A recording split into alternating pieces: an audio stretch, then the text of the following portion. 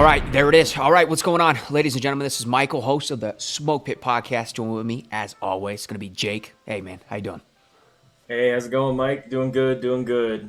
Great to be back. Gonna have another great episode here with our special guest, and so excited to talk to him about all kinds of things. Both exciting and maybe bring it down a little bit. But we're here for the good and the bad.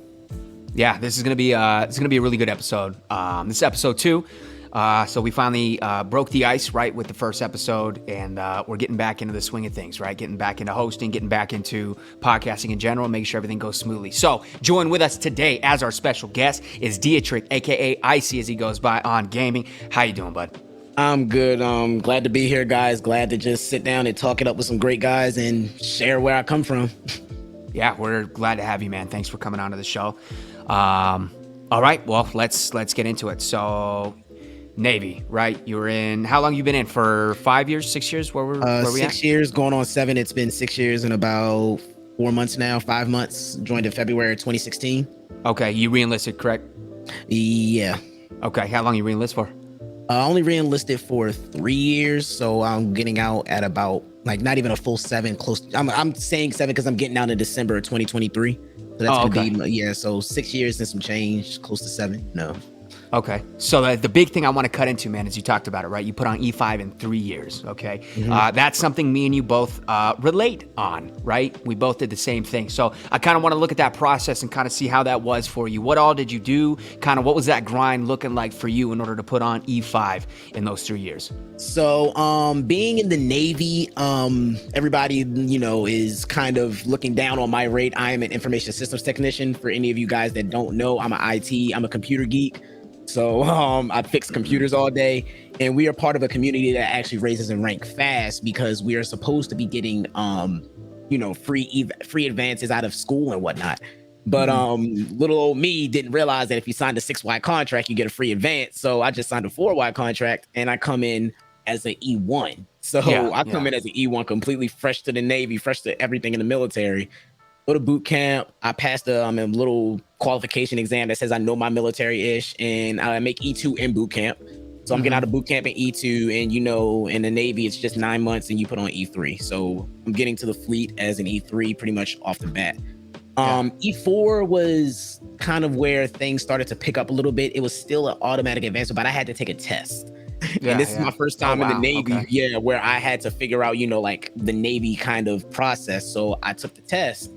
And a lot of people that I went to school with are already E4s. So I tell them, hey, I took the test. And they're like, oh, you're going to pass. It's all 100%. And I'm like, cool.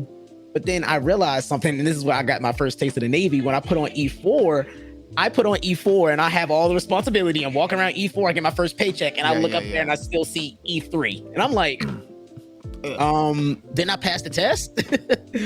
And so they're telling me, no, when you pass the test in the Navy, you technically put on the rank, but you're still not a pay grade. So for 6 months, I'm still running around as an E3. Found out that if I get busted down, I get busted back down to E2.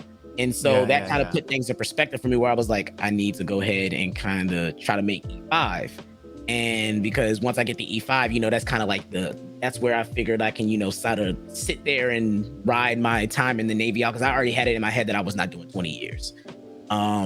So I said, you know what, let's just go ahead and knock this E5 out. That's the first thing I want to do. That was my first goal in the Navy, and I crushed it, man. I mean, my first test, I missed by 6 points, and I still passed, so I didn't advance. You can pass and not advance in the Navy. And the next test came around, and my last name's Wilson, so when they go to call the names, I'm sitting there, I'm hearing everybody get their names called out. And I'm like, okay, where's my name? And I'm like, oh, IT2 Wilson. And I looked over, I'm like, oh, there's no other IT2 Wilsons here, so it's got to be me. And so that was just like my first real time in the Navy where I felt accomplished, because that was the first pay grade that I actually earned. A lot of people say, oh, you're an IT, you didn't earn it. But for me, it was still an earning because I had to pass the test. I had to make, the grade. I had to pretty much prove that I was E5 material on paper and all that stuff too. And that's probably one of the more extensive parts of the Navy. PQS's qualifications, just showing true leadership. That was something that I had to show as an E4. And they put me in E5 positions as an E4. So I felt like I was telling them, hey, I'm ready. And once I made it, it just was pretty much like nothing ever changed, just put on a different grade. And now I realized that as an E5, you're kind of like the babysitter of the bunch, speaking of babysitter, you're kind of the babysitter of the bunch. You're the one that everybody looks to when things go wrong real quick. But when things are going right, everybody else below you gets the credit because the E4s are the ones that did it, but the E5 is the one that supervised, or the E6 is the one that gets the credit because he's the leader of the shop or whatever. So you're really kind of like the unspoken hero of the group, and it's kind of something that I've kind of become synonymous with the E5 rank to me. So that's why I hold such great pride in making it in such a short amount of time, because a lot of people don't really get to see that rank until their second tour in a lot of parts of the Navy, and honestly in some parts of the military. And so for me to make it to that part of the military or that high was honestly just a great feeling for me. Okay.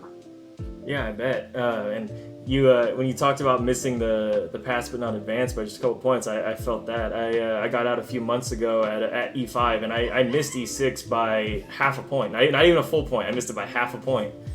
Would have made it for me, but things happen. There's always someone else who's got just a little bit more than you that's gonna make it. But that's that's life. Yeah, that's honestly where I was at with that. Like I just figured somebody either had P&A or somebody had more bake sales than me. you know how that goes. So I wasn't really mad, but it was just it was a pressure relief off of me, because I'm like, okay, well, I didn't pass the first time, so that pressure's gone. So now the next time I just kind of went in with a relaxed feeling, and there I was, E5 on the jump. Yeah, it's funny that you mentioned that, because I love talking to people about the E5 test, right? That for the Air Force, right? Staff sergeant, right? So we always talk about that staff test. And everyone's like, yeah, I'm gonna go kill it. And it's funny because the people that say like I'm gonna go kill it, they'll come back and they'll be like, yeah, man, I missed it by like 4 points, right? And then you have the people that are like, I don't know, man, I don't think I made it, and they end up making it, right? But it's always like, I don't know, it's always that test has always had that stigma, but I guess I was kind of fortunate in my career. My career has been somewhat of a gift, but I came in 6-year contract, so I came in already as the E3, and then when I put on E4, I actually got BTZ, which is the senior airman below the zone. So I put on rank a little bit early, which put me in the perfect window for me to actually test for staff earlier. So on my deployment is when I was testing, or when I was studying.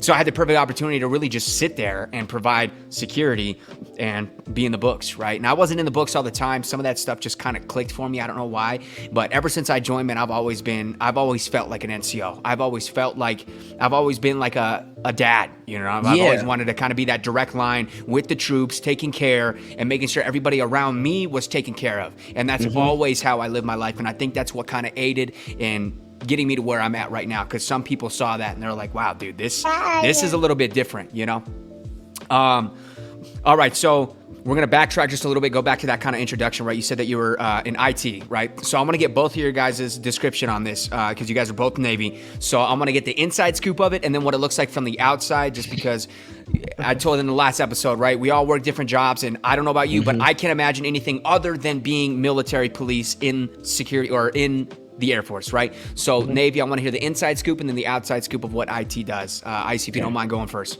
Okay, so the inside scoop of being an IT, really it depends on the side of the house that you're on. So for me, I'm a network IT. I'm literally what people think of when you think of IT: computer support, printer support, network, internet. Like anything that involves a computer, I was handling on the ship, and it really became more of identity for me than a job. Because Jake, I'm pretty sure you can attest to this. On the ship, there are a select few group of people that are called hookups.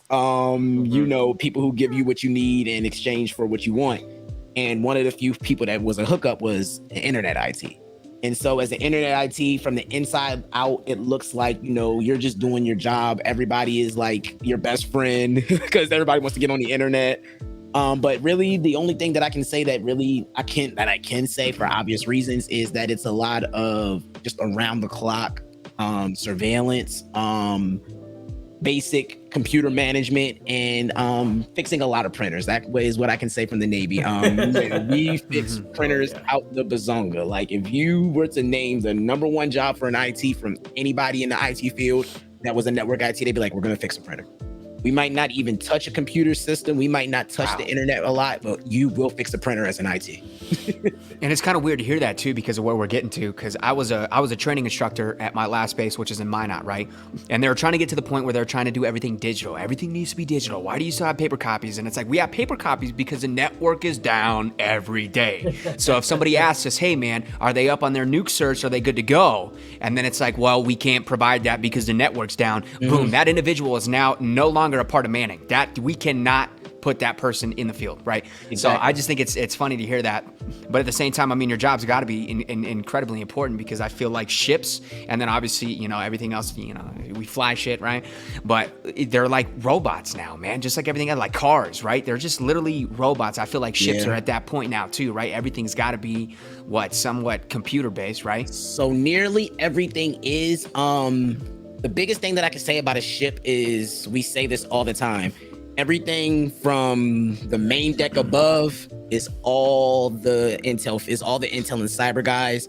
Everything from the main deck and below, that's the real. Those are the real world warriors. Look at them. Yep, those are the real world warriors right there. Engineering. Yep, as a IT who has had the benefit of being in and he's gonna hear this phrase and laugh his ass off. As an IT being an ER09, that right there opened my eyes to a world that I never wanted to touch ever again. Yeah. But I respect them immensely for it. And a lot of what they do is still computerized, but they just don't want to do it, because at the end of the day, what's better to fix who's better to fix a boiler or anything than a human resource. But yeah, we are what we consider to be a thankless job. I mean, a lot of people just really don't see what we do, because a lot of it is more behind the scenes. We're not the guys that are out there flying planes or directing the planes. We're not the engineers who are fixing the machines that work. We're fixing the stuff that people use to fix the machine. We're sending the stuff out that people use to get the stuff fixed. So it's like, it's a thankless job, but it's a job that we know we take pride in. Also, this is just for anybody who's a what's it called? Ordnance guy. You say, or here's the foreheads. IT say no comms, no bombs. So we are ITs. Oh yeah, the thankless job. I definitely can relate to that, and I think a lot of it comes from like you talked about, people like fixing the things that make other things work, but a lot of the things that we're fixing are things that are they're supposed to be working. So like, why are they broken? You know, so it's almost like when we get called upon to fix something, it should have been working. So it's clearly your fault that something's not working. You know, it's like no, like we're not walking around holding its hand. You know, we're there to pick it up when it breaks. Yeah, exactly. Like, and that's the thing too. Like, nobody knows or cares about an IT until the internet's down. Nobody gives a damn about an IT until their network account is locked out, and then that's all of a sudden, well, why is the internet down? Yeah. No. And it's like, remember, oh, that's right. We have guys for that, dude. Let's give them a call. They exist. Yeah. I remember we did some server changes between some of our office rooms, and it was a nightmare because they changed a bunch of stuff around, and between things that either worked on one side of the room, like these ports worked and these ports didn't work, and don't even talk to me about that like stuff, I said, oh yeah. Server maintenance and the rooms were like 20 feet apart. It was so servers, so for anybody who is watching that might be in the Navy, you probably would know this, but shipboard internet is pretty much just a gigantic mass of Ethernet cables across the entire ship. And so latency is just something that we don't care about because we got ports that run from a freaking switch down in the engineering space on the 6th deck below all the way up to the 7th level, and it's terrible, man. Like it's terrible, but somebody's got to do it. So like I said, I signed up for this job knowing what it would entail, and like I said, I love it.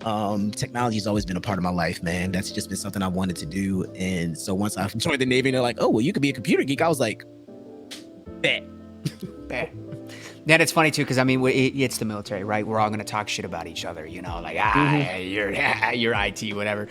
But the best thing I think I've heard, man, is just the fact that simply everybody, it's a massive network, right? Every single individual on the planet, we're all a part of this massive network, and we're all a cogwheel, right? We're all fucking turning. And as long as we all do our portion of the puzzle, everything will be just fine, right? But we all have a piece to that puzzle. So, but it's always fun to talk crap about people, right? People love talking crap about security forces, dude. They're like, you fucking military. Oh man, I love the security forces on my ship, man. Those guys I can do this. Funniest. All right, go ahead. Those guys were the Sure, funniest dude. people ever, though. Yeah, like the security forces on my ship. I was an armed watch stander, so I know that I had to deal with these security forces a lot. And when I did deal with them, they were just the cool. Well, most of them were. There was a couple of them that were obviously very. We called them high and tights. If you guys know the cops that are quick to give a ticket, so we called them the high and tights. But they were. Most of them were just very chill. They were like, "Listen, man, just don't give us a reason to don't give us a reason to get on your ass, and we won't get on your ass. That's it." Exactly. My favorite is the guy who's standing at the gate waving people through. Who takes the cat car right? He's like doesn't even look like this. Yeah, he Not doesn't even even looking at it. Go ahead. You hand him a Didn't even pizza look card, at he's it. like, yeah, you. Like he flipped it around and everything. Didn't even glance at it. Then there's the guy. Then the next day you come back. There's the guy who has to do the full 5-point inspection of your vehicle. He looks at your car. And he looks in the back of your car. And he's like, "Okay, you're good." And I'm like, "Oh God, where were you yesterday?" Like, right? Yeah. Breaks out the mirror. You're like, dude, I'm on a lift scooter.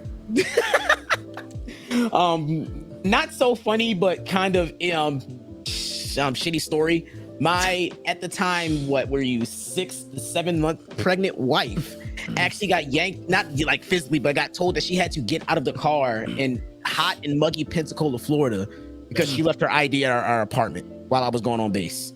And they made her stand at the prison. I mean, at the guard. I might as well call it a prison, but they made her stand at the gate while I went to my barracks room to go get something. They made her and stand. come back. And I was like, I understand, yeah. But the big issue is literally the day prior, they did not check her ID. And I am like one of those people where I'm like, if you're going to do 100% ID check, 100% ID check 100% of the time. And that's kind of where I called like BS on it, because like, and they do it even here on the base that I'm on. Like, I am very much a stickler for that. Like when I stood watch, if people were coming in, I literally would hold people up to check IDs. I don't care. I'm not doing that flash your ID. I'm checking them. So well, consistency is key, you know what I'm saying? And especially if you're trying to maintain consistency, but then you screw up in the middle and somebody catches onto it, and they're gonna be like, "Hey man, why'd you check my ID for 3 days in a row and then the next day you didn't?" And then now you're trying to harp on this material. Like you can't. That's where your credibility goes right out the window, right? And that's what. But that angers me that they made her stand, man. That doesn't make any sense. I would have had her sit down. Yeah, I would have went up to that cop. I was like, y'all couldn't even let her sit down in a booth or something. Like, yeah. She's hot. She's very pregnant, and she still to this day is. If you ask her about that, she'll say, "To hell with that gate guard." No, hell yeah, man. But I mean, I don't know. That's the world, man. There's always I remember bad one apples of the that don't bases. think I remember right. one of the bases I was on earlier in my career. So you have the normal like front gate where everybody's driving through, right? And then you had like it was like a walk-on gate that came from like a side parking lot, right? And it was just like a walk-on road. It had like there's a fence that kind of went around through like the woods and shit around it. Yeah, And obviously. it had a couple guys that were like standing watch there. It was like obviously rotating or whatever, and they would just check people as they walked through, because there's also like a bike trail. And there were plenty of times where, I mean, I know plenty of people, not gonna say any names, who just went through the bushes to get on base when they came back drunk without their ID.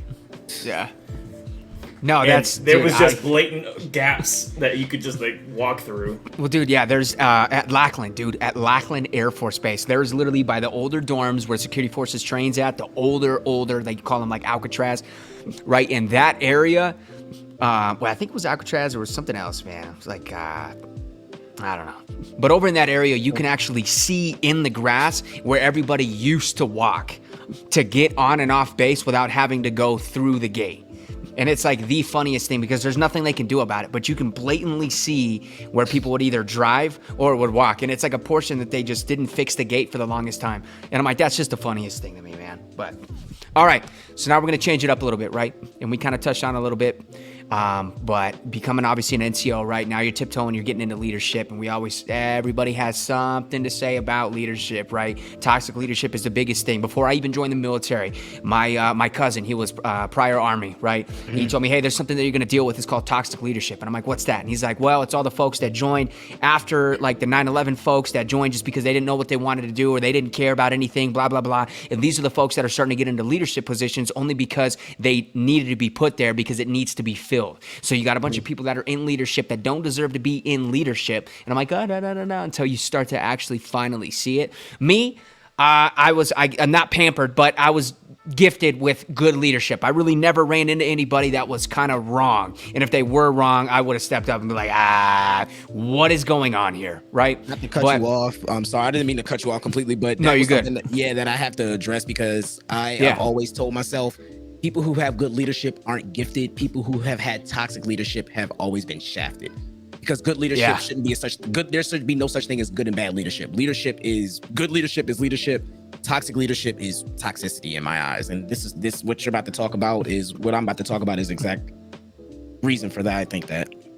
This is gonna be a really good conversation. But I mean, there's lessons to be learned from every single situation, right? And it's an unfortunate thing to have to tell people, but hey, some people will say it, right? You'll learn more from a bad NCO than you will from a good NCO. It's just things that click and connect and stay in your mental longer than other things, right? But I want to hear your perspective, and then Jake, I'm sure you can attest to a lot of this stuff too, but toxicity in leadership, kind of what has that looked like for you, and what do you think certain things should look like now that you do have E5 on and you're getting ready to fully become an NCO? So, I will say right now that my toxic leadership in the Navy actually started from the moment I checked onto my last ship. I'm not gonna drop any names, obviously, for reasons. But when I first checked onto the ship, I could just sense a vibe of pettiness with certain people. I consider myself very much a people person. But when I first introduced to somebody or I'm around a group of people that I really don't know, I'm kind of relaxed. I'm not necessarily like, reclusive. I'm just sort of sitting back and observing. I'm looking, I'm seeing how people are acting. I'm observing how you are as a person in a certain environment. And the first thing I noticed was the clickiness of my shop. And the first thing that I realized is wow, this is the clickiness of my shop. And then they introduced me to one of the people that is supposed to be the person that is what we call the LPO, the leading petty officer. And she's kind of the one that's just sitting there letting it all happen. And so in my head, I'm like, okay, so she's obviously just a laid back. I'm thinking either she's laid back or she's just not involved in a lot of the things, until you start to see that there's people that she clearly favored and didn't favor. There was a specific E4 that she definitely favored. No rumors were obviously be spread, but there was clear favoritism towards this E4. And there was clear negativity towards two particular NCOs in particular, one of which was who happened to be my mentor at the time, E4, who just put on E5. And so I can just sense from the vibes that there was a clickiness going on with it, like I said, and it started to become more evident as I became more a part of the shop, where it became more of, I am all about getting people caught up to speed and getting people, into the vibe and into the groove of things. But there's a way that you do it and a way that you don't. And the way that she wanted me to do it was literally to just send me with having somebody hover over me, topping me all the time, micromanaging, obviously. And I'm telling her that doesn't work for me. I'm telling her, I'm like, I do better when I'm shown, I can work, and I'm pretty much given free range to, I know that the whole idea of you don't really want to mess up, but allow me to make a small error before I learn how to before I learn how to even fix it. Allow me to make it before I learn how to fix it, because the errors that I were making were just, account, like I was messing up account, how to set up an account. Like I wasn't setting up accounts wrong, but there was just certain things that I wasn't doing right. Yeah. And it was just the whole idea of, if somebody's over top of me saying, hey, you have to do this, hey, you have to do this constantly, I'm gonna eventually be like, listen, can you get from over my shoulder? Yeah. And so when I did that to the person that was training me, she made it clear, hey, they're here to train you. You should be thankful. And I'm like, okay, whatever. And I just was like, you know what? I just shut out from there. But that was really it. And then I never really had to deal with her personally until she became less of our in-shop leader and more of like our divisional leader. And when she was divisional leader, it was a lot easier for me to deal with her because she wasn't directly in charge of my overall everyday things. Biggest really issue came when a combination of my LPO and chief that I remember very unfondly to this day came into power. This was right around the time that I was making the transition from E4 to E5. So I am, brand new petty officer on the block. I am already a work center supervisor. I was a work center supervisor as an E4. I was pretty much just, I had already pretty much assumed all the responsibilities of an E5 without the rank. So now they're actually starting to give me more of the authority, like things like delegating more tasks and this, that, and the third. And this is where the issue started really to become a thing, where I would delegate tasks and I would always do my best to make sure that I delegated tasks that were obviously within the realm of somebody being able to complete. So if I took it upon myself to get to know each one of my sailors and know what their strengths and weaknesses were. So if I knew a sailor was good with server maintenance, I made sure that if we had to do server maintenance, he was the one that was on it. If I knew a sailor was good with working the help desk, I made sure that they were assigned to work in the help desk. And my chief didn't really like that I was, essentially limiting, he called it limiting sailors to one thing. And I'm like, it's not about limiting sailors to one thing. It's about making sure that the job gets done in the right way, in the right process. And my first class started to step in and be like, hey, we need you to start rotating people around more. And this is where I had the first taste of, rank versus reality, where I'm telling him, I'm like, listen, I don't think that's a good idea. These guys are good with sitting in the back and maintaining the servers so that way there's no problems. If they're watching the servers, we need to have people we know that can do servers, like whenever we need to actually do server things that are necessary for people to get stuff done, we have two people back there that are willing to do it. And we have two guys in the help desk. He was like, but that's not helping them train. I'm like, there's a time for training, there's a time for working. If you're asking me to do things during the training work, to train during the working hours, it's not going to really be feasible. Yeah. Because we still got a job to do. And he was like, I don't care, do it. And so I did what he told me, and lo and behold, things started going wrong. They're trying to train people in the middle of working. You got like 5 or 6 people in the help desk at a time. Well, we don't have a small. We were not a big space either. So 5 to 6 people is like crowding, and now we're like, they're asking what's going on, and I'm still working as a supervisor, so I have things that I have to do, but I have to put those down to essentially alleviate my guys on the help desk or alleviate my guys in the server room. And he starts telling me this is what it means to be an E5. You have to be ready to put the work down and still get your hands dirty with all, put the administrative stuff down and still get your hands dirty. And I'm like, I wouldn't have to do that if you allow me to position and lead my guys in accordance with how I know they're going to do things. If you let me do what I had to do and let me put my guys where they were best suited, this wouldn't have happened. And me and him got into this little bit of a spat. And at the end of the day, he was like, well, I'm going to have to relieve you of your assigning duties. And I was like, you know what? That's fine by me. And he just became very passive aggressive after that. He would just always micromanage the E4s. He would hover over the E5s, and it just became very, very, like I said, passive aggressive. Yeah. And then when it came to my chief, so I'm gonna start off by saying that what happened with my chief was a dual-ended thing. I indeed did make a mistake, and I owned up to that mistake. I am never one to shy away from when I messed up, and I told my chief, I was like, hey, I screwed up. I apologize. I will do what I have to do to fix this. Yeah. And I did.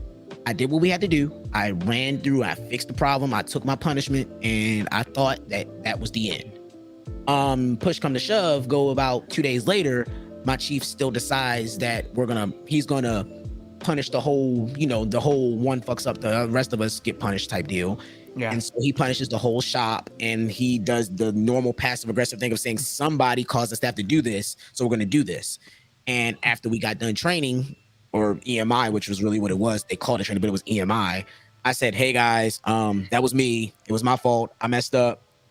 My L. If you guys have anybody to be mad at, don't be mad at you if you're mad at me. And I guess he didn't appreciate me taking responsibility. He said it undermined the whole purpose of training, like in this and the third. Nobody really, when people say that you're going to lose your credibility, no, where did that come from? Exactly. Like if I see somebody that owns up to what they did and told me, hey, I was wrong and I'm gonna fix that, I'm gonna go, yes, sir, instead of somebody saying, oh, I'm sorry. You know what I'm saying? And that's where it was. So and then he started to get more and more on my case.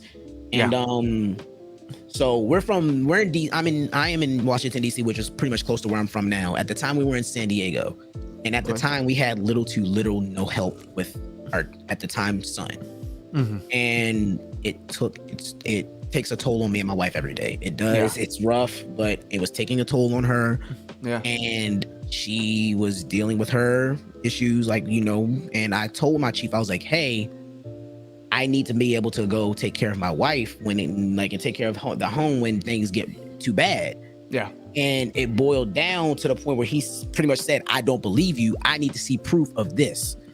And I lost it at that point. Yeah. Like, I made it evidently clear when I got to the ship that there's there are two lines you don't cross. My kids, you step over that line, that's it. But if you step over the kid line, you step over the wife line, there's no coming back from that. Like, there is no coming back from that. And so he was pretty much badgering me for paperwork, for her medical paperwork, saying I need to see some sort of proof of her getting help for what you're saying she needs to get help for. And I lost it. And I'm like, I don't have to provide that for you. One, two, that's her paperwork. If she says she's not providing it, I can't do anything about it. He's like, well, if you don't provide it, then we're gonna have to figure, then you're not gonna be able to do what you have to do to go down. I'm like, so you're pretty much telling me that if I don't prove to you that my wife needs to get help for whatever she needs to get help for, then she's just gonna be stuck at home by herself. And who is this guy again? You said LPO or chief, right? Something like that. Chief. Your chief. And what's that rank? That's an E7. So that's E7. E7, yeah. So senior enlisted, Yeah. I would have, dude. At that point, I would have went around him. Because I did, yeah. I ended up actually did, yeah. But go ahead. One of the greatest things that I've ever heard from somebody. I say this so much, but one of the best things about something like this is when your folks stop coming to you. That's how you know you're wrong. That's how you know you wronged somebody. But when you get to a point where you're going to somebody above you and you're asking for their help and they say they don't believe you, whoop, roger that. I'm going to go talk to somebody else because this is a very serious issue and you're not going to sit here and tell me. I'm sure this is how you reacted, but I don't know, man. You know what I'm saying? It's just, ruffles the feathers, but you continue. I do want to touch on that real quick. And that's actually a very important thing, is that not everyone is going to know who that person is that they not only can go to, but they're supposed to go to. Yeah. Because you might be everything that you do on a day-to-day, even maybe his entire time on the ship might be dealt in that one shop with that group of people. So he may not ever interact with anyone else. So even if it's someone that's his peer, he may not know a different chief or someone of a higher rank that whether he's supposed to go to or can even talk to, because it's not like you're approaching a peer. You're approaching someone who is far senior to you, and that is intimidating to a lot of people. And the resources exist. It's just knowing where they are. That's where toxic leader. That's why I said toxicity comes into play, because you really are supposed to, like, as a second class, when I became a leader, I told him, I was like, if you have ever a problem with me, please, by all means, go to another second class, go to the LPO, go to chief. I don't care about talking to somebody higher rank than me. That's part of the job. Like, at some point, you're gonna have to talk to somebody higher rank. But in the immediate, I did what any husband would reasonably do, and I essentially lost my shit. And I was like, I'm not giving you my wife's paperwork. If you want it, and I said, like, if you want it, I bring her up here. You can ask her yourself. And she can tell you what's going on. And at that point, we can take it to whoever we need to take it to. And I essentially blew up. He walked away. I walked away. My LPO, the guy was pretty much like this to the chief. So, but even he was like, I need you to go. Like, he was like, I need you to go home. Like, things like this was a volatile situation. And like I said, I'm from Baltimore. So when I was leaving, I found one of the other guys in the shipyard that was from Baltimore too. And he could just see that I was fuming. I started talking to him like, we back home. And I'm like, man, I'm about to go beat the out this mom. Like, I'm talking to him like, we back home. And he's like, oh, they really got you. I was like, yeah. And so, like, when I got home, I told my wife what happened, and she reasonably snapped too. And she was like, if you need me to, I'll go up there and I'll go talk to him right now. And I was like, there's no point, because at the end of the day, whether you say you're not doing it, whether I say I'm not doing it, he's not getting the paperwork. And so that situation boiled down. I went back after I calmed down a little bit, and me being the type of person I am, I went to him and I pretty much laid the line in the sand where I said, I apologize for how I responded to you. And I made sure that this was a chief to petty officer thing. Yeah. I said, I apologize for the way that I responded. I apologize for my outburst. From now on, I will make sure to keep everything that I talk to you about as professional as possible. But in that caveat, I also made it known that it's going to be strictly work. Like I didn't say it. What I said, what I said was like, it's going to be work related. So like because obviously as my chief, I have to go to him for work center supervisor stuff. I have to go to him for administrative tasks. So anything that's above that, anything that's not that,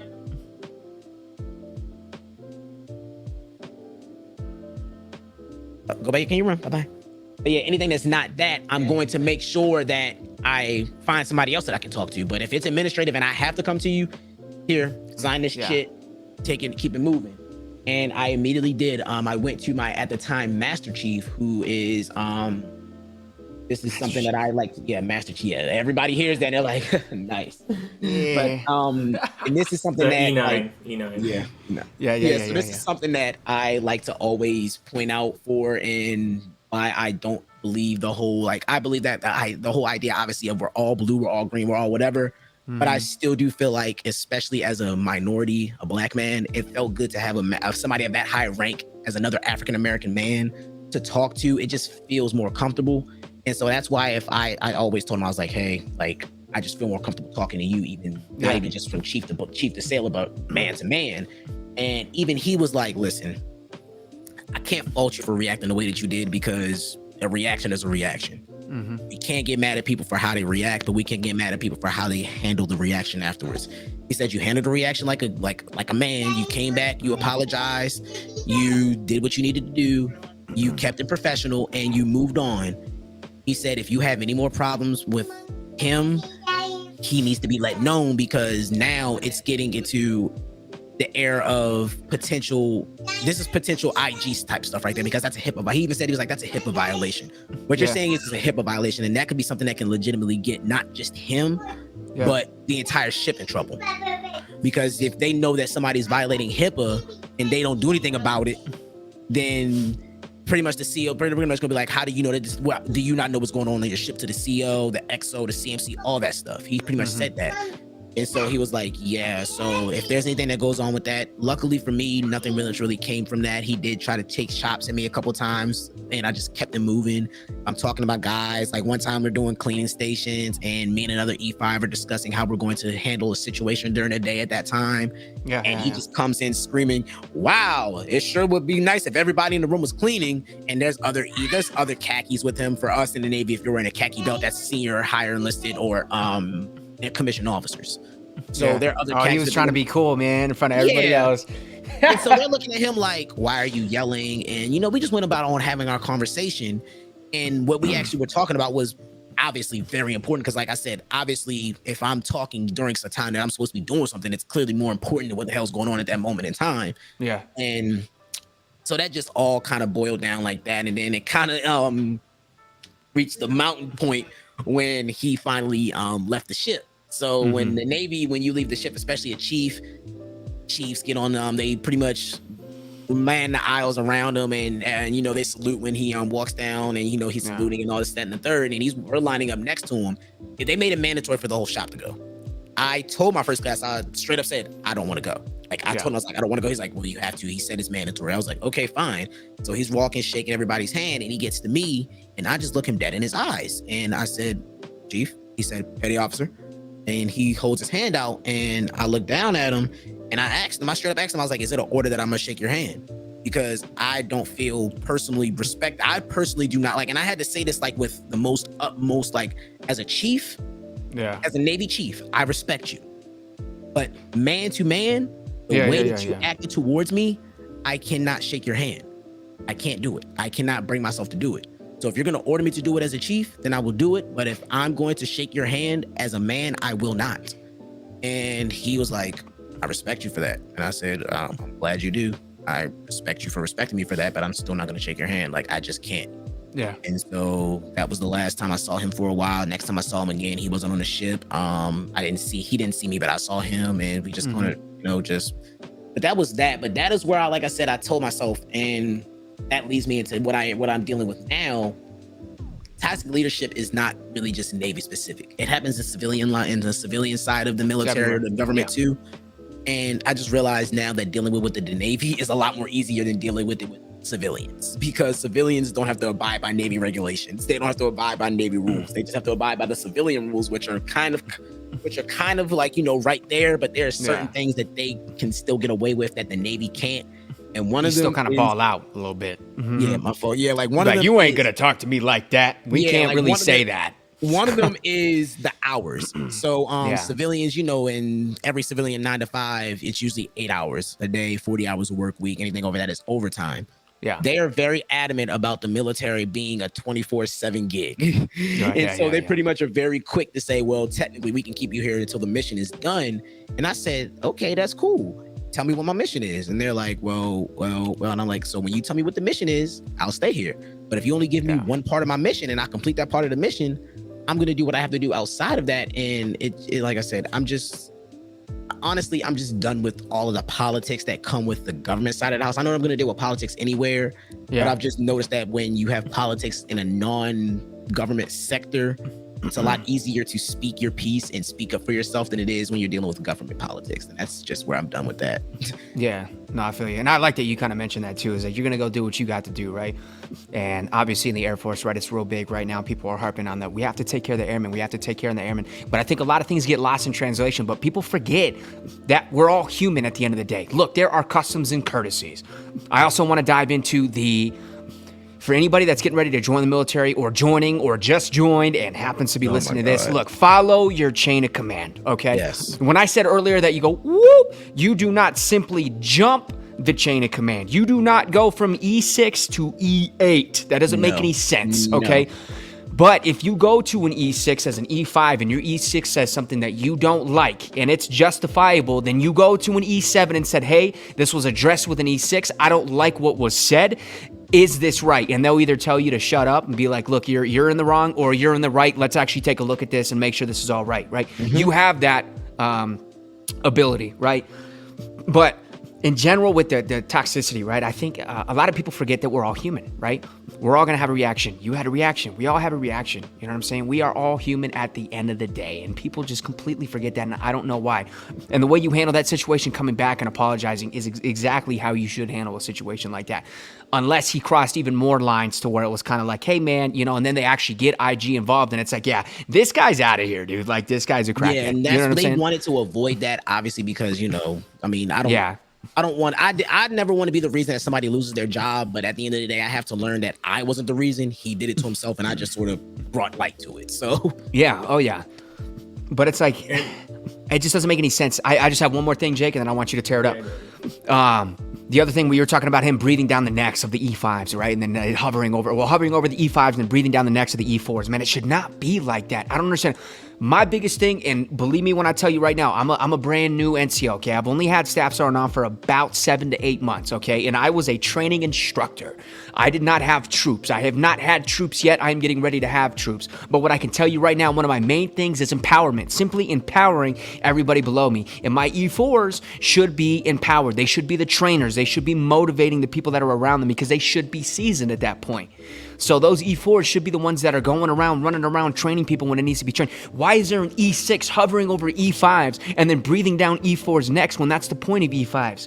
Like now we're not following the chain of command backwards. You know what I'm saying?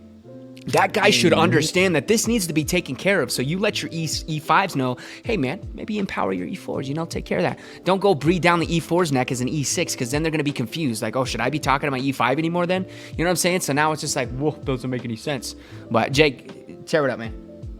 Yeah, Mike, you really hit it on the head. The chain of command goes both ways, you know what I mean? Like every step in that chain, it matters for a reason. Everyone's got their own responsibilities, their own jobs. Even if the guy at the bottom is he's essentially just like he's sweeping and mopping, and that's what his job is. Why is the person who's buying the mops and organizing everything and making the schedule? Why is that person going down and yelling at them because they missed a spot? It doesn't make any sense. Yeah. And I really want to touch on this toxic leadership thing because you guys have shared plenty of stories. Icey, you really encapsulated a lot of the problem with the military, and again, like you said, it's not just the military; it's the civilian side as well. There is favoritism, and I'm spacing on the word, but the reverse of that, where they are harder on some people than they are on others.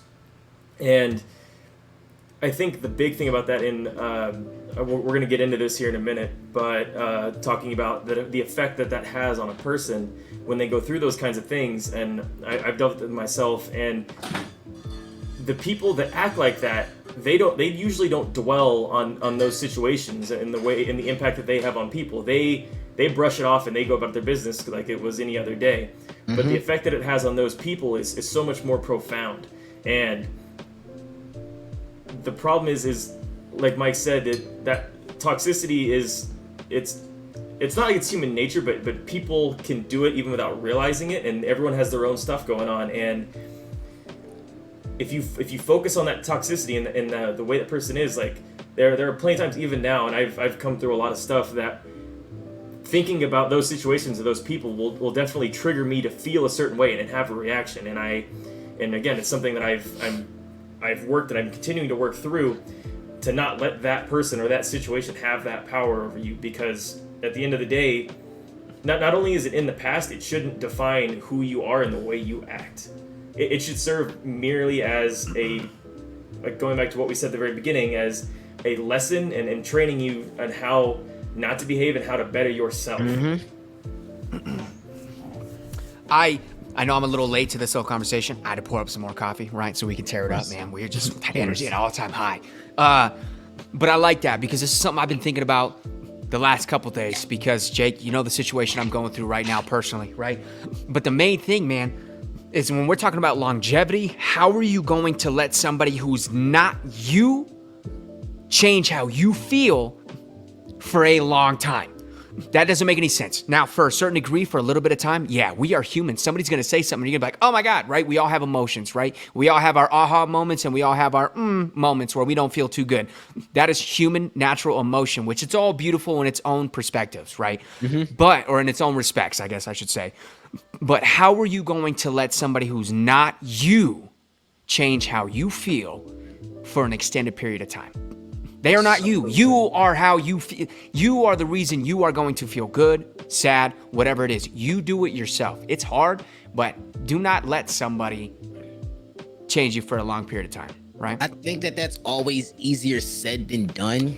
Of course. And especially of all places in the military, because the military, like, you're going to see him again at 0600 sharp the next morning. Even if you don't see him at 0600, like I said, the military is the ultimate team sport. Like, yeah. Like you said, everybody in the military has their part. Even me in the Navy doing something that might benefit the Air Force in another part of the world. You never know what you're doing. So like I said, it's the ultimate team sport. And so like right now, even me specifically, I'm part of the I'm part of the Joint Chief of Staff. So like I'm dealing with other people from other branches. Yeah. And so like, by the way. Nice. Yeah. So like when you hear that and you think to yourself, how can you let other people change you? Yeah. The hardest part about that is, how do you balance not letting other people change you versus not letting other people better you too? Because I have been. Well, let me address something. Let me address it a little bit differently now. Mentality wise, right? Mentality wise, yes. People say that you shouldn't have an ego, but I think to a degree, I think you should. To a degree, I think you should be here. To where when somebody says something to you, you're like, yeah, you know what?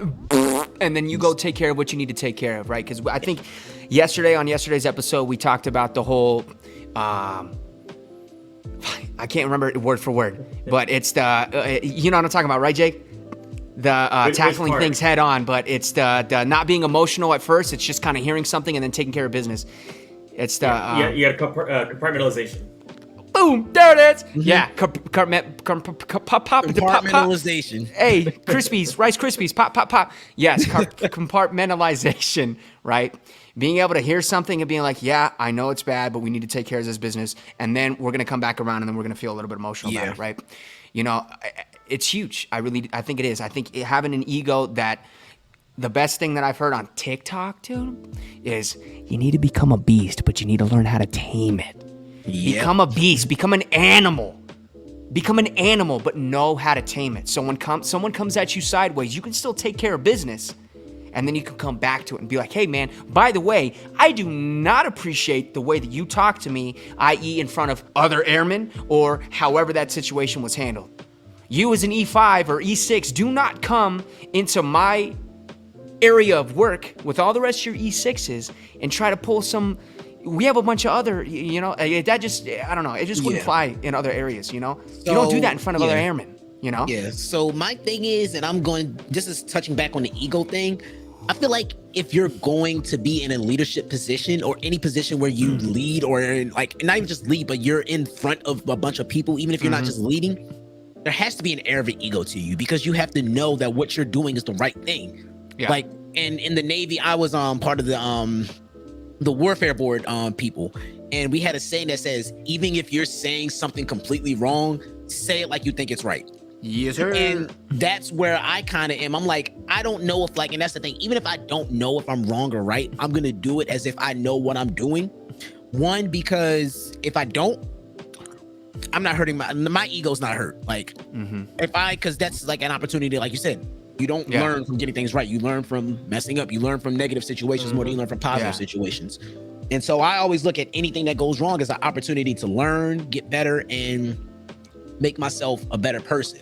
Yeah, and it brings your confidence up here too, right? Exactly, and when people see that confidence, they want to follow that. And that's it inspires. But back to the ego thing, what I was getting at is some people in the military, and especially people who are and have higher ranks, see ego as, I guess they think, a threat to their, I guess, power structure or whatever. They think that if a sailor or somebody or an airman or a soldier gets too big for their britches, they're going to start challenging the authority. And I'm like, just because I know what I'm doing doesn't mean that I'm going to challenge your authority. Now, granted, there are situations where people are in charge of things that they have no idea of. And that's where you have to be egoistic enough to say, hey, I don't know what the hell I'm doing. That's what I have you for.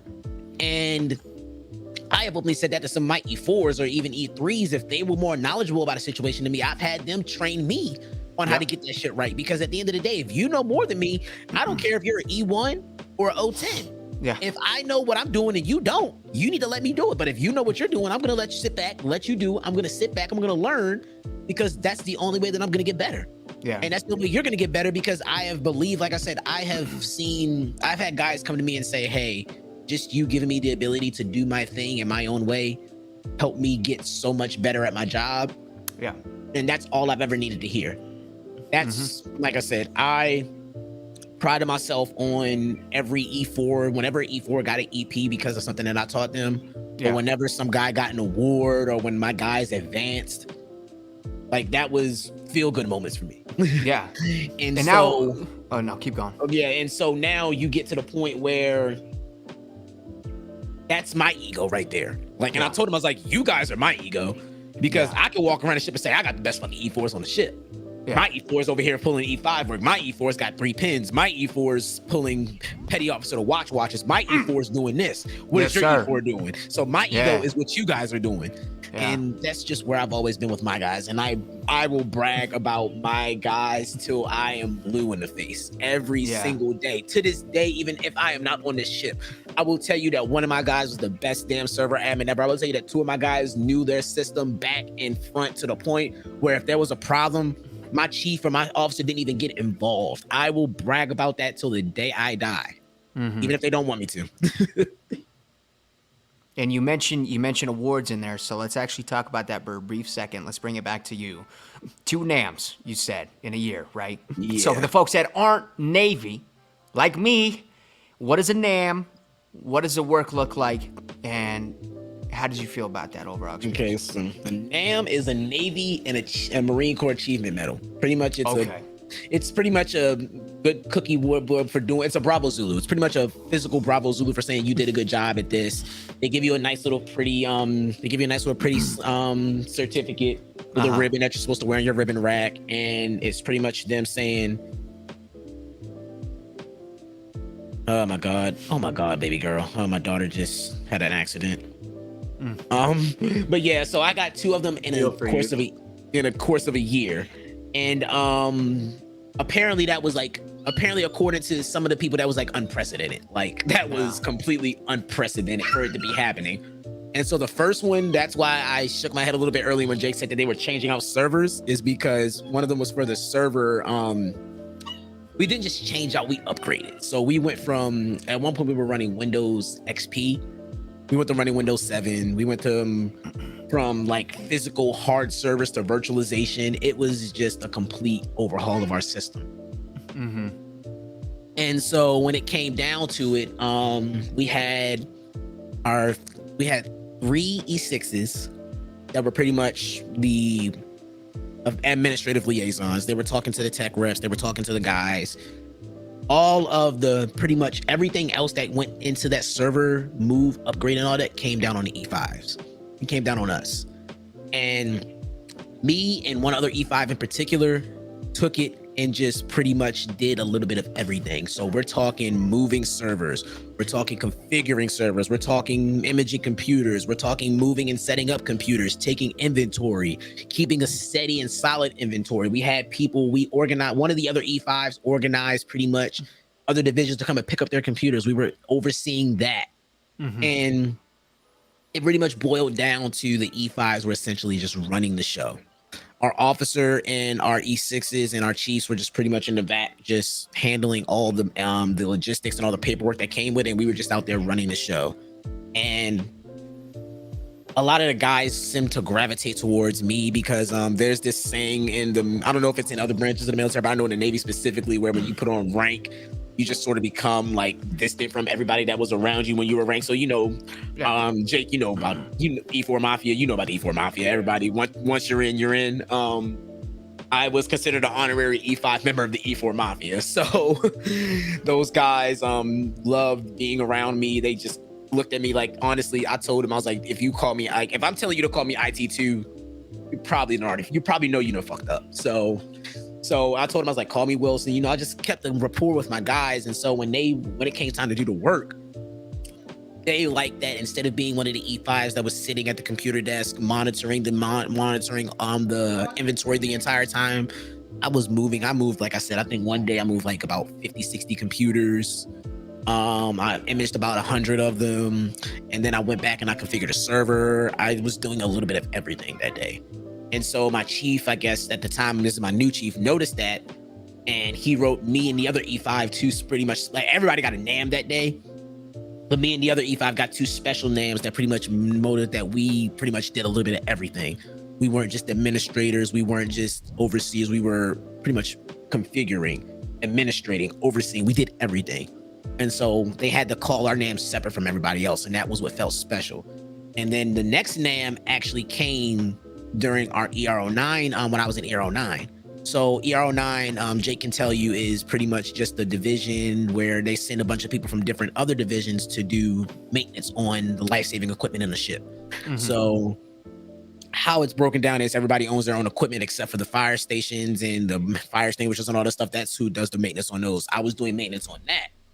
And for that, we had literally, like, I would say damn near like 300 spot checks that we needed to complete before this inspection. This is the pre-deployment inspection too. So, you know, this is the big one that pretty much is going to either make or break the ship for being able to go on deployment.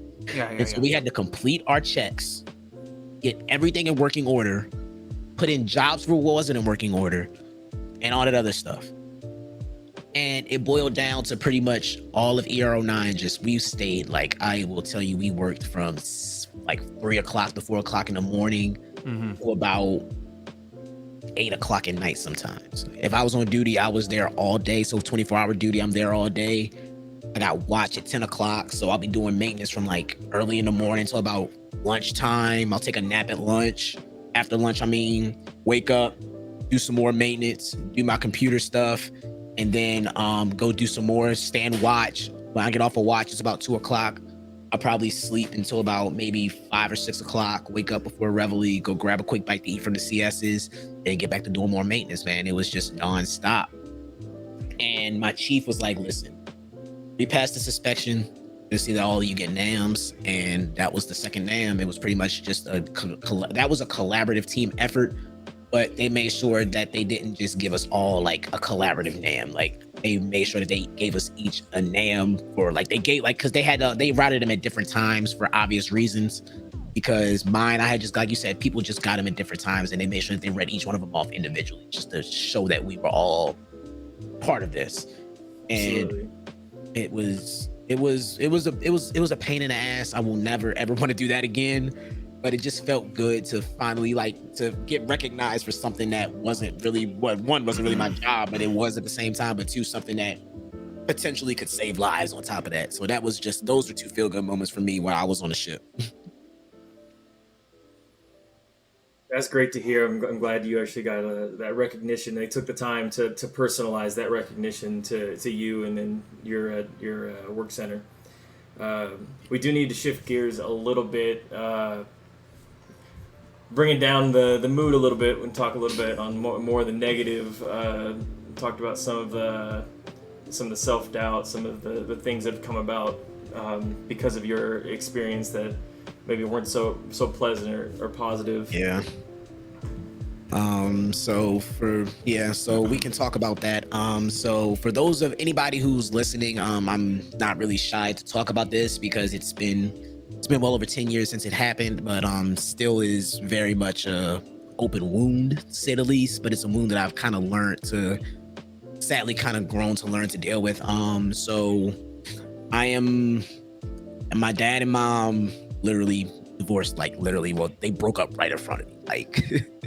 I laugh about it because, this is just a coping mechanism, but realistically it still hurts like hell to this day.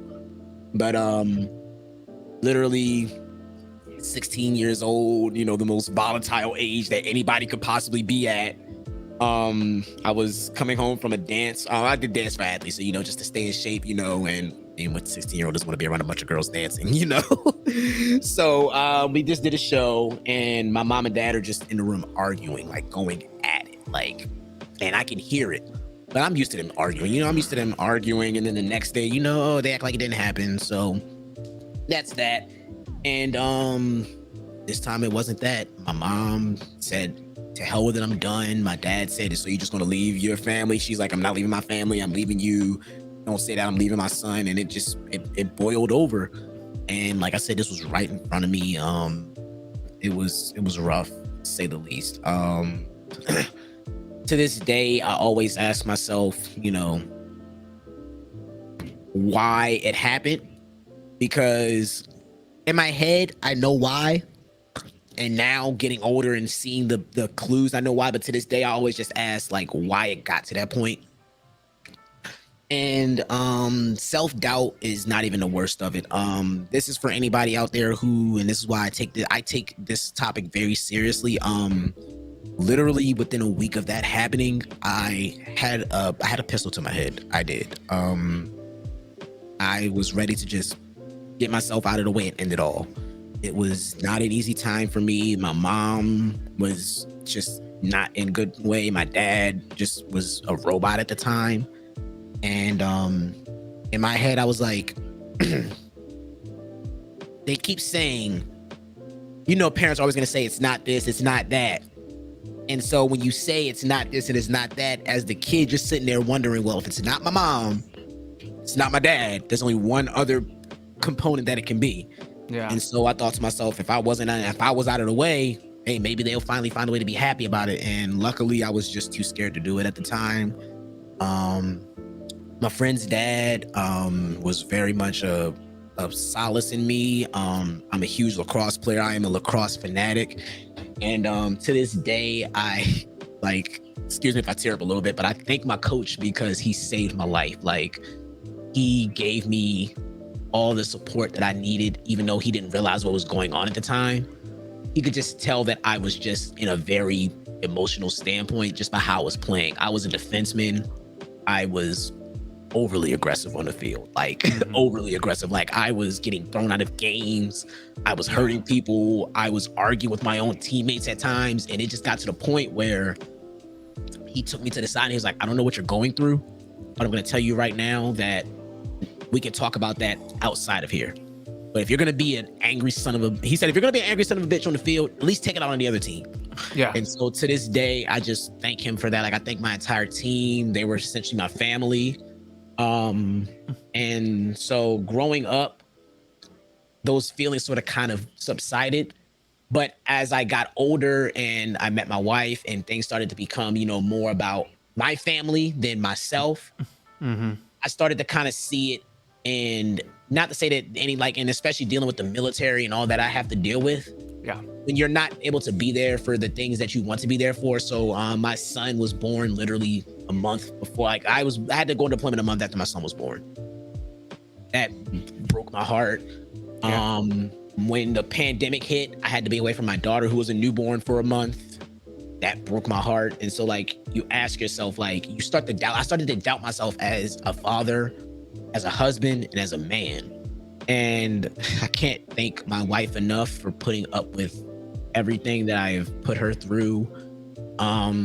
She's been my rock in this. And that's why I really wanted to talk about this, because I know that not everybody has that rock, that person. And hearing what I go through I hope that inspires people to understand that there's people out there who want to talk about this. You don't have to bring it on the public forum like I did. I chose to, because I feel like if somebody did it, it would feel more comfortable for them to talk about it with their friends, their family. Hell, anybody in regiment that's dealing with something, hit me up. I will be more than willing to be your ear, your shoulder. Because I realize that having that is just so much more valuable than trying to figure it out for yourself. I was in a bad way when I was like from the age of like 17 to pretty much 19 for 2 years. I was in a bad way. I mean, out till like 3-4 o'clock in the morning at age 17. Not afraid to really say it, doing what 17-year-olds do, partying, getting into trouble, fights, the whole 9 yards. And I guess for a while I was that way because I just didn't care about myself. Like I felt like I had nothing to lose. I already lost my family. So like I had nothing else. Like that's all I've ever wanted was my family. So I had nothing to lose. And so that's where this whole idea of feeling like I'm not adequate enough, and honestly me reinvigorating my love for everything that I do now, my streaming, my technology, my love for technology, gaming, all that other stuff. Like I realize now, and especially now more than ever, now that I've finally gotten some actual help, that if I'm going to move forward in life, I can't keep trying to move forward with what's been trying to fix the past and move forward at the same time. I can't do it. Being back has made me realize that the people that I moved away from and got away from are going to be who they are, regardless of whether I'm here or in another country even. Yeah. And so I need to focus on making myself better for my family, myself in general, and just being the best man that I can be. Because at the end of the day, and I don't mean to say it like to say forget my family, but if there's anybody that's got me, it's got to be me. Because at the end of the day, this can all be taken from me. And I want to at least know that if it all is taken from me, I did the best that I can do to make it as best as I can for myself, not just because I have a family. I've always prided myself on being a self-motivated person, and I have now turned what I thought was a scar into a motivator. And so to this day, I always tell myself, my sailors or anybody that's around me, that if you ever need to talk about something, I openly say that all the time. I will talk, I will hear you out. If it's your family, your friends, if you need to talk about, hell, you stubbed your toe in and reminded you of when your dad stepped on your toe when you were a kid, I'm here. Like, I want people to know that there's more ways to handle it than just being volatile and toxic. And that's why I need to talk about it, because I feel like if like I said, I tell my story, other people be willing to tell their story, and it feels great to get stuff off your chest, man. It just does. Absolutely.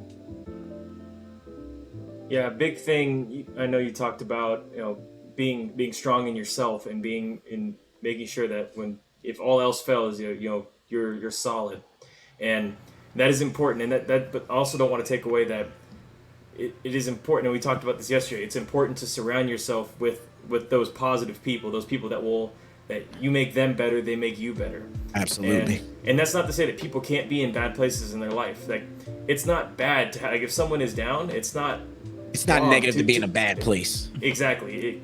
You can, and that's why you surround yourself with better people. You can also be that person in someone else's life and help bring them up. But by the same token, don't let that be what brings you down. Even if and that doesn't mean cut them out of your life necessarily. It might be you need some time apart for them to work on themselves. Like maybe you're not the right person for where they are in their life. the coin term in my family is loving them from a distance. That is what we have Yes, learned that's is beautiful. the best method for some people. My mom is like, and this is probably why it did hurt so much, because my mom has been the number one person in my life for the longest time. And I can admit that, like, my mom was obviously so special. Special fact about Icey, I walked across the high school graduation stage twice. Once while my mom was carrying me, and once when I did it. So, little tidbit about that: my mom graduated with me. She found a way to make it work, and I, to this day, hold her in possibly the highest admiration for any female that isn't my wife. Obviously, my wife is. Hold her to the highest of admirations for what she's been able to overcome and go through, and my mom is just right up there. Like, it's 1 and 1A essentially at this point. So we had our little headbuttings, and it hurt a lot more than it hurt with other people, because that's number one right there. That was number one before number one came into my life. And so now they finally have to have these, situations with her. It's a lot. It hurt like hell. But I realize now that the reason that I was doing it is because I needed to get away. I've lived with my mom for 20 years. Moved out of the house, left the military at 20. And it was just time for me to be my own person. And I couldn't be my own person with being around her as much as I was. And I thought that coming back after being away for so long would help. And it only rekindled the realization that I needed to be a little bit further away. The distance is what helps. It helps to keep that wall that, hey, I'm a man now. And so that was always easier said than done. But then come now, dealing with my father, me and my father never really had extremely close, like the storied father-son, I love you, dad, go play catch type of bond. Our bond was pretty much mostly revolved around me growing up, was me and him. He was the disciplinarian, breadwinner, sports, and again, don't mean to make it about race, but where I grew up around, a lot of kids, especially a lot of those black kids, did not have the father in their life. And so when you see, one of my dads is one of the few dads on the block who doesn't have kids by multiple women, or is actually actively in his son's life, he kind of got put on this pedestal that, honestly, looking back on it, he shouldn't have been put on. Like, that's a problem that I think that he has now, and he's openly admitted that he could have been a better father. But now, fast forward 25 years later, or 26, 7 odd years later, and my little sister's born. I have a 2-year-old sister. Yeah. My dad, I'm 27. My dad is 47. So already a fucked up dynamic, because your grandkids are older than your grandkids are older than your kid. Like, so there's that weird dynamic. But then he calls me and says, hey, you about to be a big brother. And I was like, what do I do with that information? Like, I have my own kids to worry about. Like, this is cool. And now I see him making a lot of the same dumb mistakes that he made when I was a kid. And it really,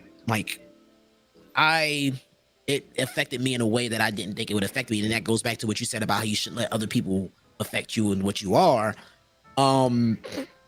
I used to be a very fun partying type of person. My wife will tell you that on a Super Bowl night when the Eagles won, I am a huge Eagles fan. If anybody doesn't know, when the Eagles won the Super Bowl was probably the worst night she's ever seen me drunk in my life. And to this day, she will remind me about that. Even if I bring up the term Super Bowl, she'll be like, don't talk to me about the Super Bowl, because she got me about 5 or 6 rolls and I didn't eat them. Yeah.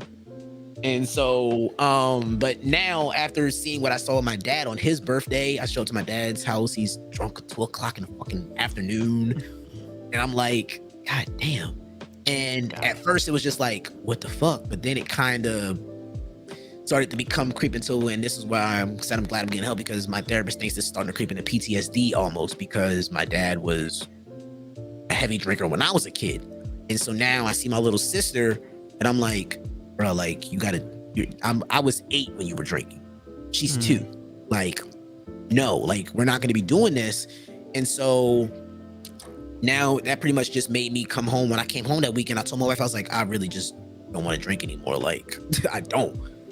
Like that just made me just not want to drink as much or at all anymore. Now I'm like, I'm pretty sure I probably won't touch too much alcohol until probably like a real special occasion comes around. Yeah.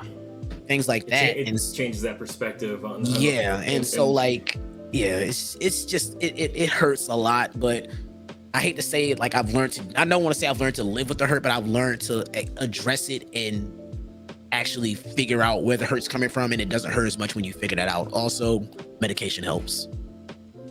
Yeah, addressing those things is so important, because it's not just learning to deal or cope with what's going on. It's actually addressing and understanding how you can deal with what's going on and actually, because it's not just putting it away and I'll get to it later. You do need to come back to it, and otherwise it will fester into something else, be it physical, mental, what have it, but it has to be dealt with.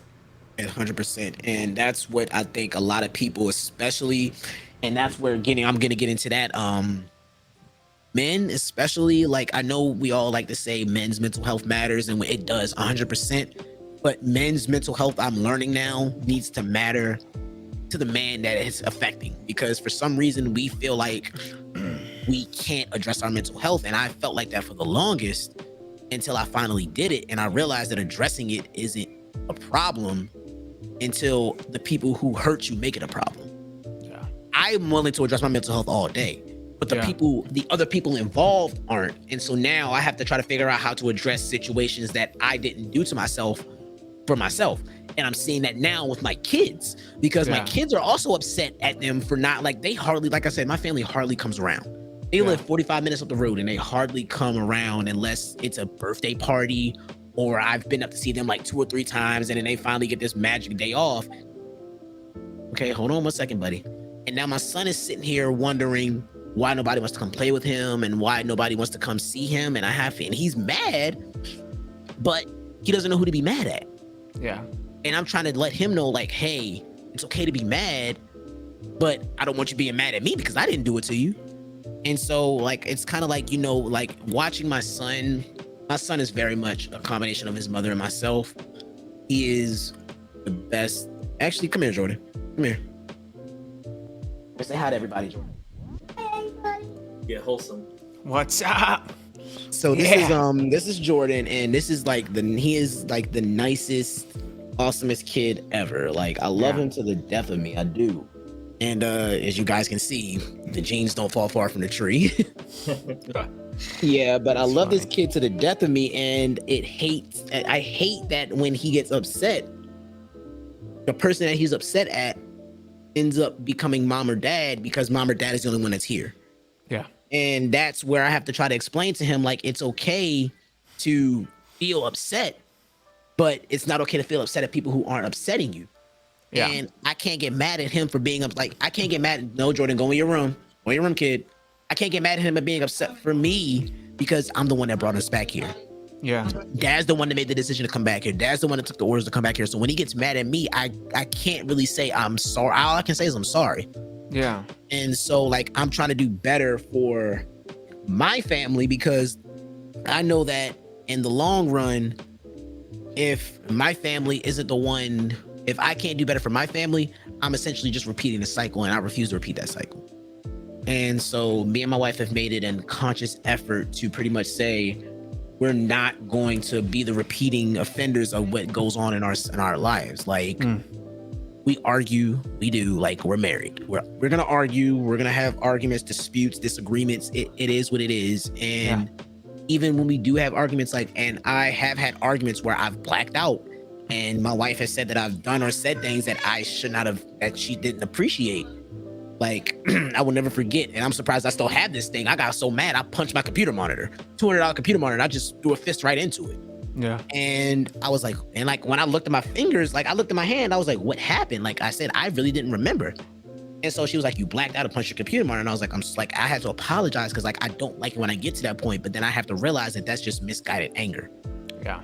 And it's not to her, it's not because of her, but like, just with me, like with her, like with my son, when you only have people that are around, when the people that are around you, the only ones that show up, they end up catching stuff that they don't cause. And so what's crazy, man, is that that brings us right back to toxic leadership, man. I'm so glad that you mentioned that, because I think that's a life lesson that a lot of people need to really understand, right? Don't take your anger out on somebody that wasn't the cause of what made you angry. Somebody right? else did this to you, and that's where I'm like, so me and my wife have always said that we do our best where like we are not afraid to show our emotions in this house. We are not. If I gotta cry, I'm gonna cry. If I get mad, I'm gonna let it out. If she gets mad, she's gonna let it out. And we do our best to always sit my son or my daughter down and say, hey, listen, mommy and daddy were upset. This is why. This is why we did that. It's not okay, but that's what mommy and daddy have to learn how to do. And my son, for being a 5-year-old who hasn't gone to school, we really much consider him a COVID baby, because majority of his, pretty much I think the last 2 to 3 years of his life have been under quarantine. He was pretty much taken away from pretty much a lot of people that he loved and knew from California. He's been through a lot. And for him to be still as optimistic, fun loving, I see a lot of kids that even at the age of 5 just become mopey and broody.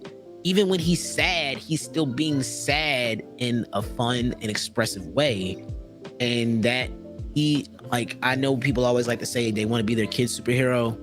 In all honesty, my son is the biggest inspiration for me, because no matter what, that kid's gonna find a way to have a blast, even if it is at me and his mom's expense. Sometimes we get a little bit irritated by it, but at the end of the night, I just love when, even though, like I said, I might get irritated that I have Sundays have to be at work at 4:00 and he's running back and forth in my room playing. I'm like, listen, kid, I know you want to play, but dad has to go to work. I might get mad, but then I fall asleep and I laugh a little bit, because I'm like, my kid, I love that kid. Same thing with my daughter. She's just they're no matter what, I can't stay mad at them for what they do. And it's just the best feeling in the world. So like I said, if I can do anything and leave anybody with this, it's find what makes you smile. And that is where streaming, gaming, honestly, all of you guys are regiment. You guys are what make me smile. Seeing Mohawk's crazy ass dressed as a fucking eagle for the G Fuel commercial, for the G Fuel contest, Doc's dancing video, all of it. You guys are literally if I'm in a bad mood, I know I can get on Twitter or Discord and I will be cackling by the end of the day. I think we all remember Zeus Woods, what was it, 3 to 4 week tirade on what self-promotion is, all of that stuff. That stuff just gives me the biggest smile in the world. Speaking of biggest smiles in the world, night night, baby. But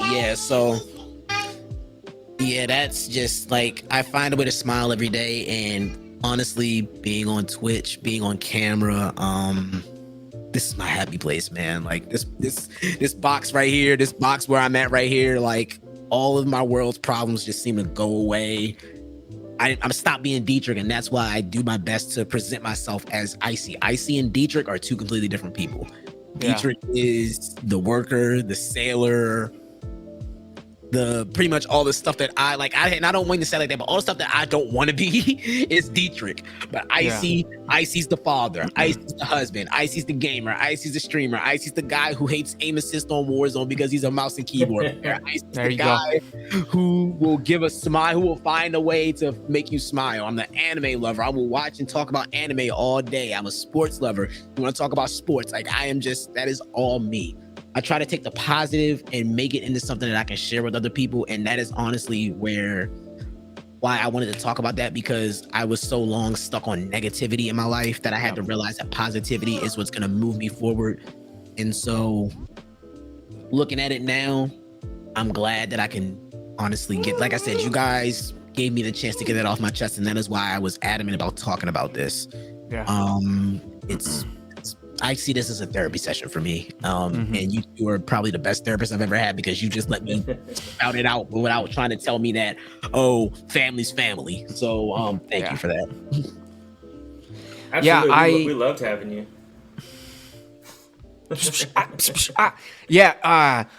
And thank you for saying that, man, because that's one of the big reasons I wanted to do this, because I know there's a lot of people in the regiment Discord, man, that have stories to them. And I don't care what anybody says, man. Everybody deserves a platform to be able to talk about their story, because we're getting to the point now where we understand that people just telling their story is inspirational, because somebody is going to listen to this and they're going to point at it and they're going to go, that sounds like my story. So if he made it through, that means I can make it through, right? I can tear it up, right? And I'm glad you said what you said too, because yesterday we talked about it a little bit. Instead of saying hustle or grind, it's more full engagement and it's finding joy, right? So I'm glad that you said that, man. Finding a way to smile, right? Finding a way to smile, at least by the end of the day too. But just simply finding joy. Because do you want to get to your final day saying, oh, I just grinded every day so I can beat the hustle? Or do you want to get to your final day and go, you know what, but I found joy. I smiled at this. I enjoyed this portion of my life. You know what I'm saying? It's not about just the grind. It's about finding that joy, right? Yeah, exactly. My uncle worked 10-hour days his entire life, and I mean, he's still doing it. 10-hour days, 5 days a week. Gets up at 3 a.m. truck driving every day, busts his ass, and he lives, pennies. He doesn't splurge on anything. But that man goes fishing every Saturday. There you go. Weather's about to be terrible for that man to not be fishing, and it's like real rinky-dink tin, basic fishing boat, just out there, just living it up, having a blast. You gotta find your out, man, and that is what I think a lot of people have a hard time doing, and why, I've noticed it, and especially now that I have joined, actually indulged myself into the content creator community, is that a lot of content creators suffer from a lot of these things, and a lot of them are using their content as a way to project the self that they want to be. I, for the love of God, cannot think of when I've seen a content creator come on and say, hey, having a bad day, can't make it to the stream today, or there's not going to be a video today, just not feeling it, or they're dealing with a personal problem. And I find myself seeing that and going back, and I don't know, I don't want to call it that kind of strategy, but that to me makes me go back and watch 3 or 4 of their videos, comment, all that stuff. If I see this isn't even for small people either. These is for the big main guys. These are for the people that are, like I said, I got, like you said, the whole back to what you said about the toxic leadership. We're all people. Yeah. And so at the end of the day, Icey might be who I am on stream, but I'm still Deitric when I get off there. And that's why I try to always tell myself, even I'll be on stream and I might, you guys wouldn't know it sometimes. Sometimes it does come through, but now I'm doing better with not letting it come through. But there have been days where I had a terrible fucking day. And I've had a bad day at work. I come home, my son decided he wanted to just destroy the house and he doesn't want to clean up. He's in his room screaming. My daughter then ran through 4 pairs of underwear, and then I gave my wife complete hell. And now I'm just sitting there and I'm like, what the hell? And then 5, 4, 3, 2, boom. It goes away. It's it never happened. And then I get off the stream, and some days it hits me back again, and then I have to handle it. Or some days it all is just all magically just gone away, and I just get into bed. My wife either might be asleep because 1 game turned into 5 games, or I might be lucky. Just one more game. Yeah, 1 more game turned into 5 more games because I had to end it on a dub, or she might be lucky and I ended on a dub and I get to get into bed and spend some time with her. And that's why, like I said, I have to thank her, because as many times as 1 game has turned into 6, as many late nights as I've spent editing my stuff, I pretty much turned our entire downstairs into a computer workshop twice. What else what else would she have killed me for if we were still dating?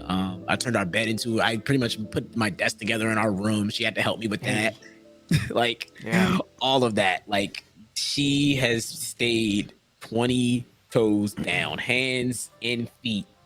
And for the love of God, if it wasn't for her, I probably wouldn't even be able to do this. I wouldn't even be able to even try. I wouldn't even be able to make this if it wasn't for her. Yeah, he's running around. You can hear my kids in the background, and she is. And I see you, Jake, muting it sometimes because I know the professionalism in it, but I want people to know that this is what you get. With Icey, you're gonna hear me dealing with my kids. You're gonna hear me running around chasing my son. You're gonna get my son coming in the camera from time to time. You're gonna get my daughter coming in the camera from time to time. I'm gonna have to get up to go change my daughter. I don't want people to feel like when I invite you into my stream, I invite you into my home. And you guys are all, like I said, we're only breaking one rule when we invite people into our home. And my wife's one rule is if you come out of my house, you gotta leave fed. So if I can't feed you with food, we're gonna feed you with good times, funny content. We're gonna feed you with some gameplay, some raging moments, or we're just gonna feed you with vibes, man. So with that being said, the only thing I got left to say about that whole situation is if you want some more vibes, you know where guys to find me.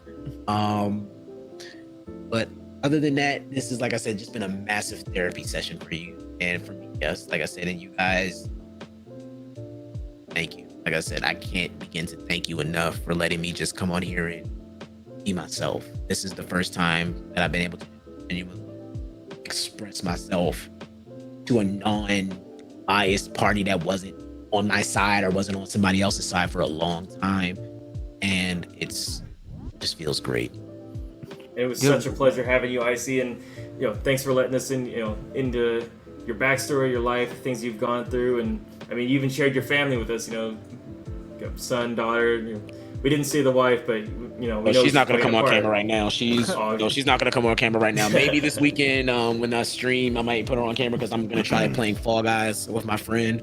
She might hop on camera. She gets her face all done up because I know she doesn't like to show anybody her face when she's not done. Yeah, man. She's in the background right here. Like I said, Mrs. Icey is the best, the best thing that ever happened in my life, man. Yeah, with the two little ones, you know she's there behind the scenes making it all happen. Oh, of course, man. I mean, the two little ones are the best part of I think that sometimes they're the best part of the stream.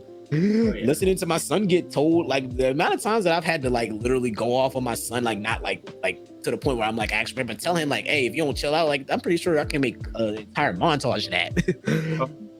But yeah, but there, life is gonna happen whether I'm streaming or whether I'm not. So I just can't always expect things to slow down for me. So I kind of work with it and roll with the punches. That's just been my motto with life.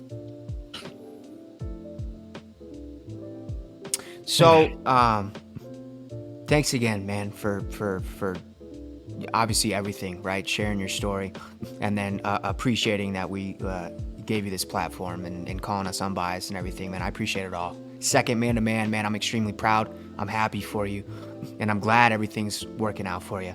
The third thing I kind of wanted to tackle, one thing that you said, and I absolutely loved it, when you talked about the 3, 2, 1, it's action time. You got to be the best version of you, right? And I kind of want to tackle this a little bit more because I want to say it just for other people that are trying to get into streaming too as well.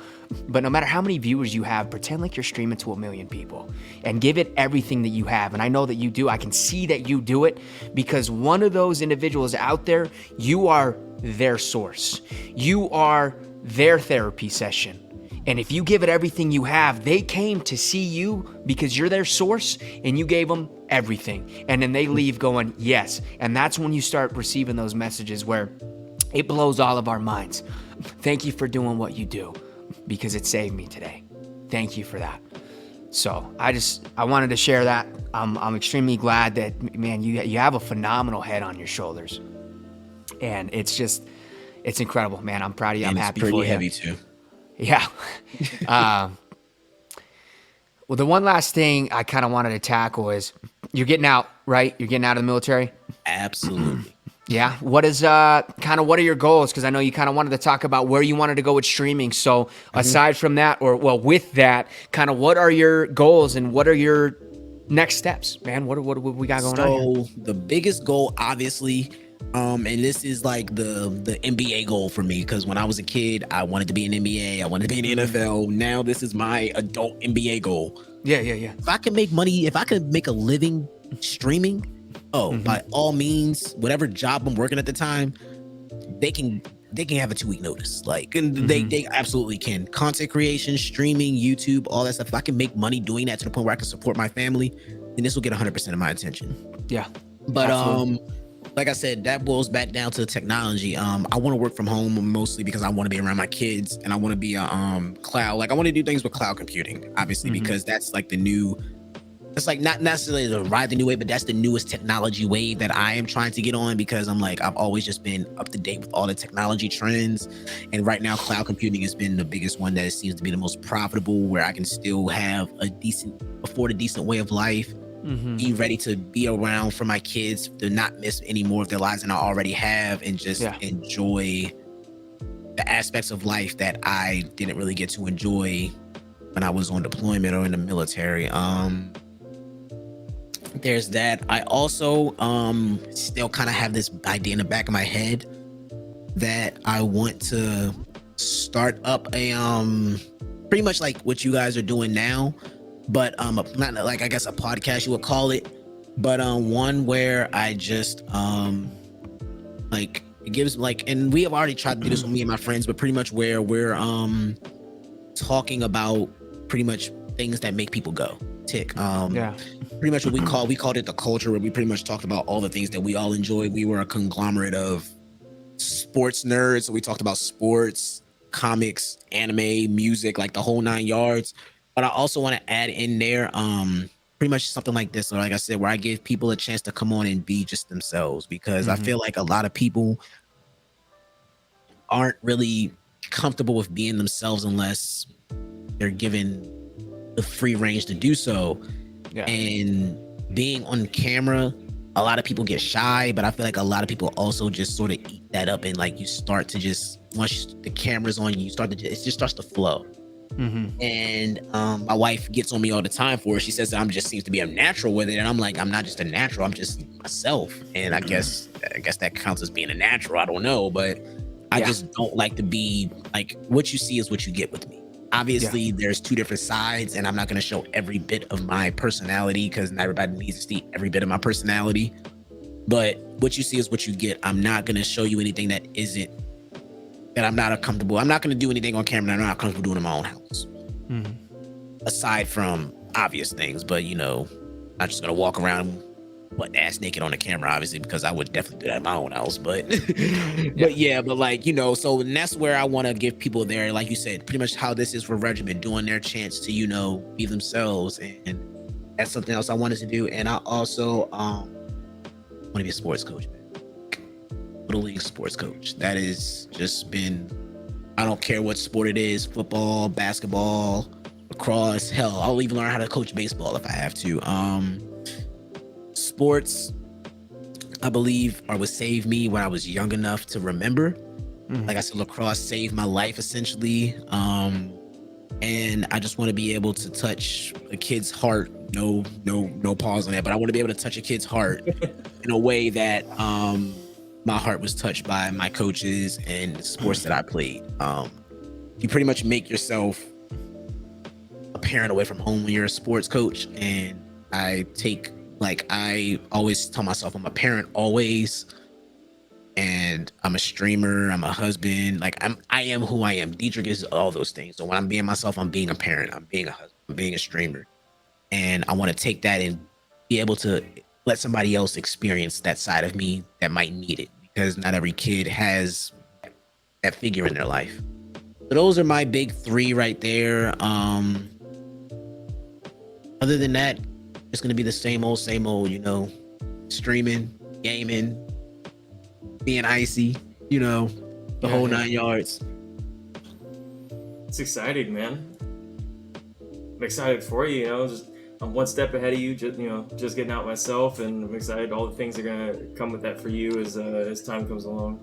Yeah, I also can't wait to just let this go. The Navy doesn't really care too much for men being men these days, so...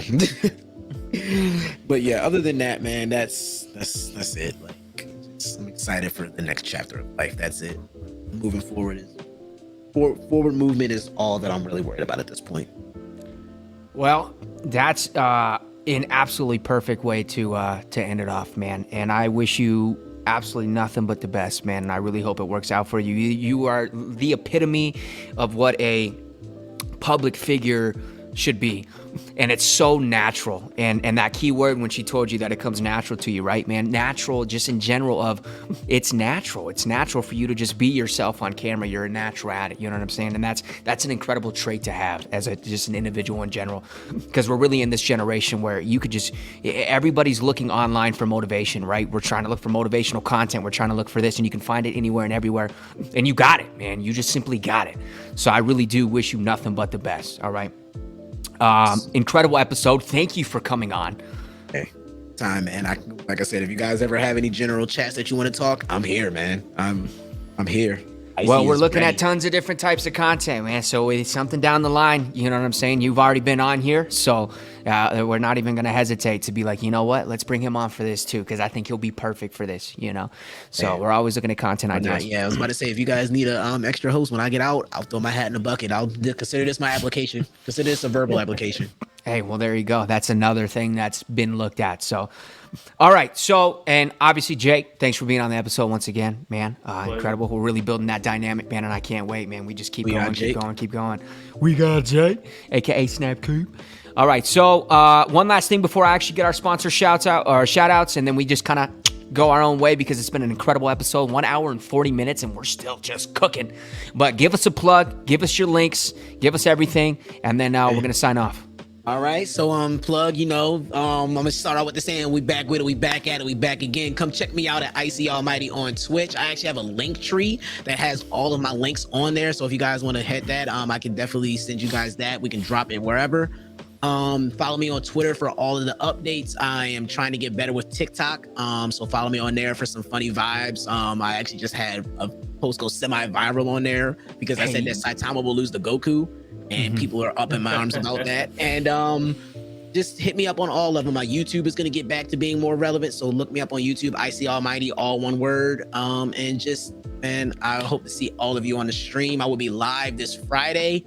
I'm going to be doing a little chatting up with some of my friends about potentially about anime situations, and we might hop into a game of Fall Guys while we're doing it. I don't know what Friday's like my random day, but I do know that Saturday we're going for a Warzone. I am pushing for affiliate. I'm at 2.8, and I need you guys, my community, to be there for me. So if you guys are there for me, then look, I'm telling you, when I make affiliate the next weekend that I do it, I'm going to try to go for 24 hours. I might die doing it, but I'm going to try it. So there's that. So, but yeah, this has been your boy Icey Almighty, reminding y'all to stay fresh, stay icy. Again, I love you all, and thank you, Mike and Jake, for having me on the Smoke Pit. You guys are awesome. Man, I love every second. I started getting motivated. I was like, yes, sir, man. I feel like I'm watching that on the show, man. Yeah, no, perfect. All right, I'm glad you said that. All right, hey, shout out to our sponsors, okay? G Fuel, Gamer Advantage, and Paradox. Appreciate y'all for being along for the mission. And of course, a special shout out to Stack Up and everything that Stack Up does. They've been along for the ride. They've been along for the mission. They've been supporting. We all support each other. We absolutely appreciate the support. So thanks to our sponsors. Thanks to everybody that attended this show as well, listening to the show and listening to it on Spotify, iTunes, or whatever it be. Okay, we appreciate you guys. We'll see you in episode 3. Take it easy, everybody. Deuces, everybody. I suck at goodbyes, man. I'm telling you.